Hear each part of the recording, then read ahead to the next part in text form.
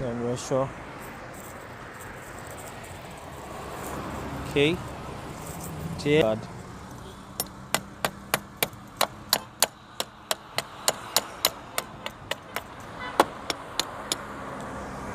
Red lamp is over there. So try again.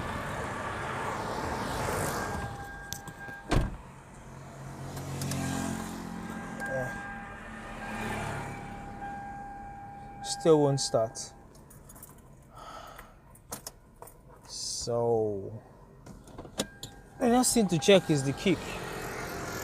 So I guess probably the kick has failed, and we might just need to heat it a bit. The kick is located just